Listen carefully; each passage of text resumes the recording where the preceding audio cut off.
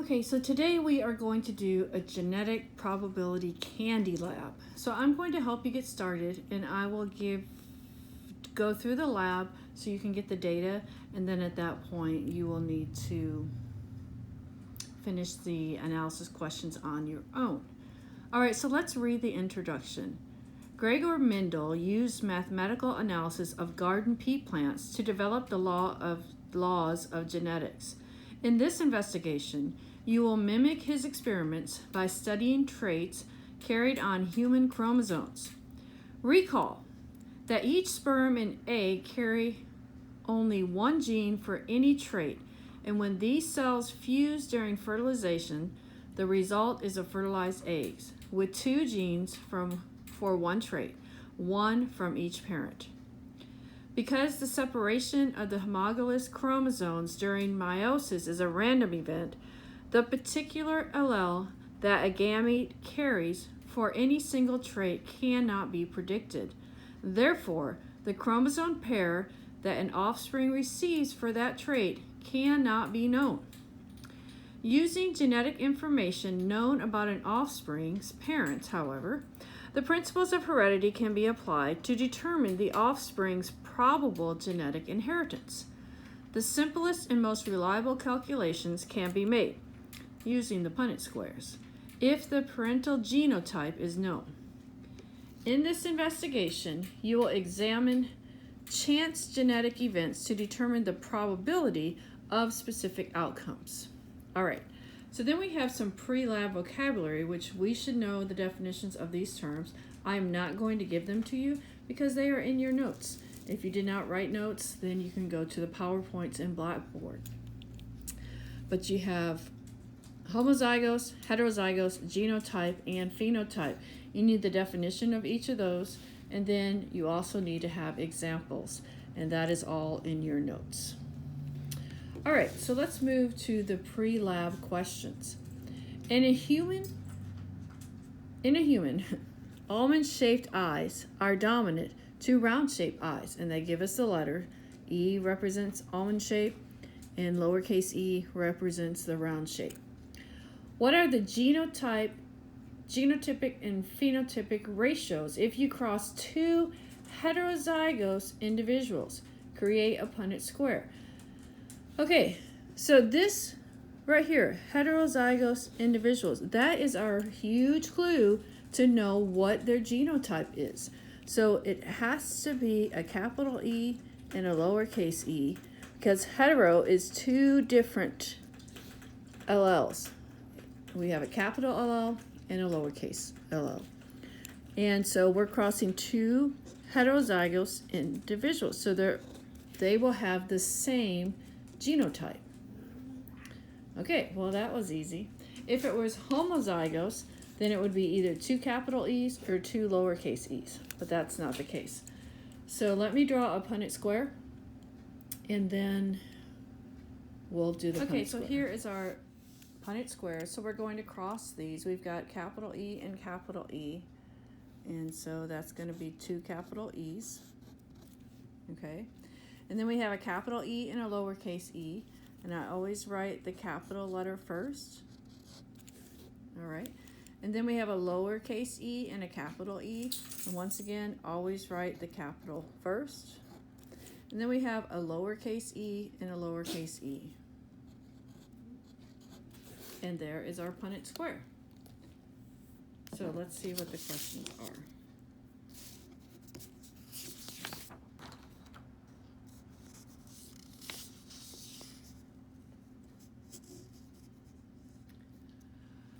The purpose of this lab is to see how accurate a Punnett square is in predicting the probability of an offspring's outcome. So let's look at this Punnett square again. This Punnett square is showing me, if we list the genotypes, we have E, we have capital E with the lowercase e, and that's what we have. So the capital E's, this would be homozygous dominant. There is 25% chance of the offspring having that, okay? And then we have the capital E and the lowercase e.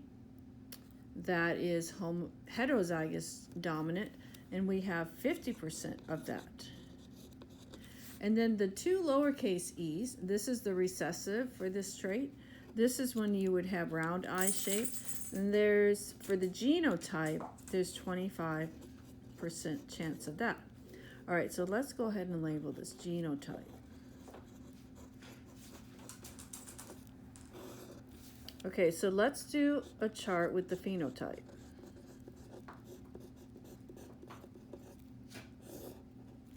Okay, so with the phenotype, the capital E means almond-shaped eyes. So I'm just going to put almond, and then the lowercase e is round. And this is what we see, what is represented. So the almond is dominant. So if you look at our Punnett square, this is almond, and this is almond. So that is 75% are going to be almond. All right, and then the round looks like only 25%.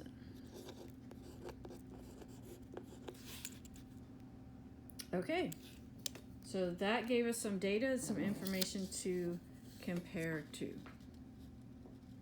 I did it all over here. You could have done it down here where it said, but that's all right. All right, so we have some materials, and this lab's going to be a little bit different because we are not doing it in partners. We're doing it individually. So you're going to have 15 M&Ms and 15 Skittles and a plastic cup.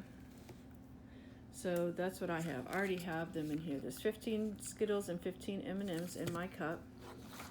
And it says have 2 plastic cups, but I'm going to use a paper plate and we'll see. All right, so it says label 1 cup male and 1 container female. Count out 15 M&Ms for each cup and 15 for each cup. So I've already done all that. Each cup should now have a mixture of M&Ms and Skittles, and that's what this is. Shake each container to make sure the candy is evenly mixed up.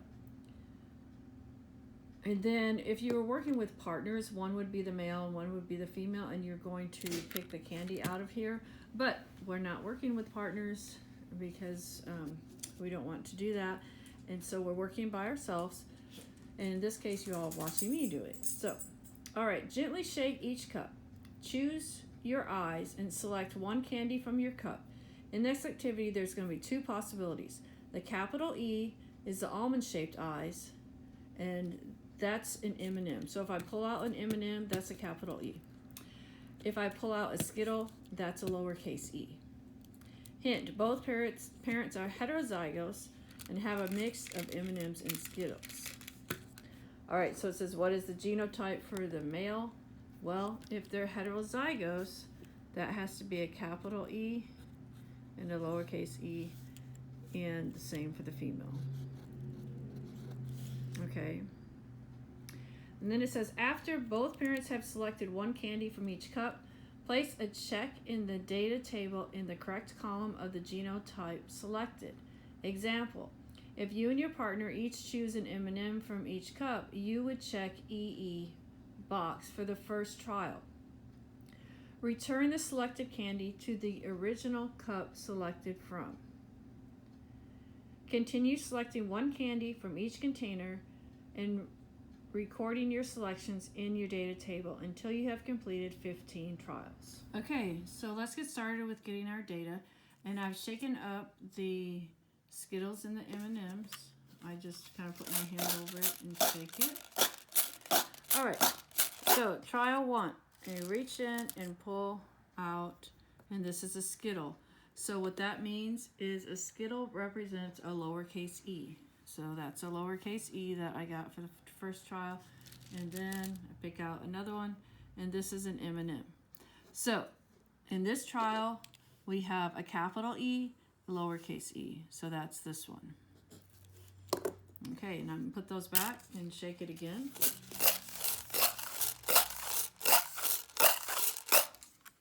All right, close your eyes, pick one. This is a Skittle. Wonder if that's the same Skittle that I picked up before. And then an M&M. So it's the same thing. So trial 2, just going to put a check there. And then put those back. and do the third trial.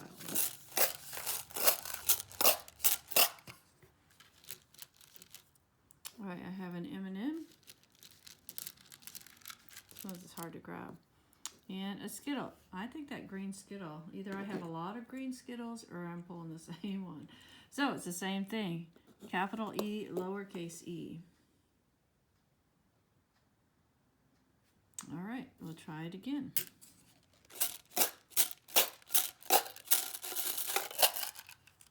All right, we've got an M&M and a Skittle. I see a pattern developing. M&M and Skittle. All right, so we're on the fifth trial. Skittle, M&M. All right. Skittle. Oh, we got something different this time. Skittle, Skittle.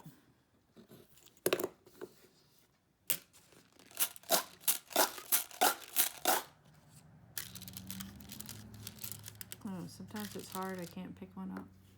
Skittle, Skittle.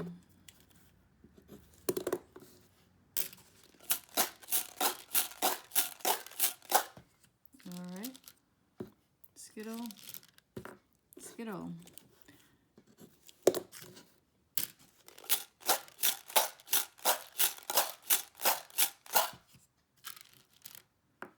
Skittle, M&M.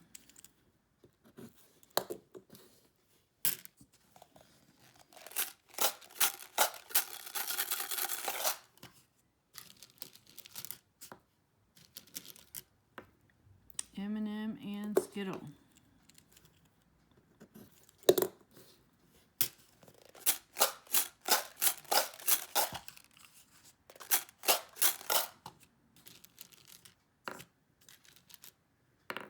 All right, so we have two. I'm trying to close my eyes while I pick. Ooh. All right, so we have two Skittles with trial number 11.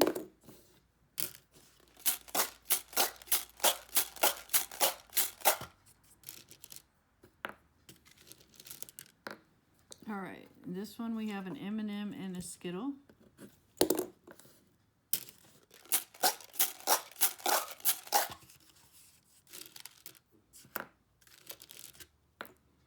And this one we have an M&M and a Skittle. We haven't gotten two M&Ms.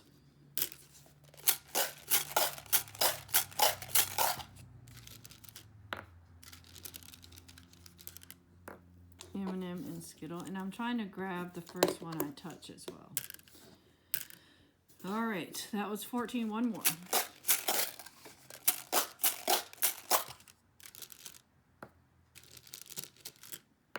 And that is an M&M and a Skittle. Okay, so now we have our data. So at this point, you tally everything up. You're 1, 2, 3, 4, 5, 6, 7, 8, 9, 10, 11. 11 there, and then 1, 2, 3, 4. 4 there. And then we'll take some class data and see what the percent of the genotype is, but we can calculate it with this data as well. So 11 out of 15 was this genotype, and 4 out of 15 was that genotype. So I don't have a calculator with me right now, but you'll divide those out and figure the percent of each of those. And we didn't have any for the two capital. All right, so 73% have the genotype capital E, lowercase e, and 27% have the genotype 2, lowercase e. So when we look at the genotypes, we didn't get any here. So it didn't give us a good representation as far, because the Punnett square said we should have 25 of this one and 25 of this one and 50 of this one. What it did show is that we had 73% of the phenotype almond, 27% round, which this is close to our phenotype ratios. If you remember the calculations we did earlier, our phenotype was 75 and 25 and 73 and 27, so that's really close. So for the phenotype, it's close. For the genotype, it seems a little off. Okay, so then we have conclusion questions, and I'm not going to answer these. These are for you to answer. Why is it important to conduct a large number of trials in an experiment? So just think if we only did like 5. Because look at our first 5 were all capital E, lowercase e. Look at the genotypic ratio from your Punnett squares crossed in the pre-lab questions. These are predicted outcomes. Compare these predicted outcomes to the actual percentages from your class data table. Are the percentages the same? Why or why not? And so for you all, compare it not to the class data table, but to the data that I just showed you. And actually, I went over that with you, so that should help you answer that question. Number 3, how would the genotypic and phenotypic ratios be different if the mother was homozygous dominant and the father remained heterozygous? Create a Punnett square and write out the ratios. Now, homozygous dominant, remember dominant is the capital letter. And if they're homozygous, they're going to be the same. So you're going to draw a Punnett square and cross those two with the father and the mother, and then write out your genotypic ratio and the phenotypic ratio. And then make sure you hand this in.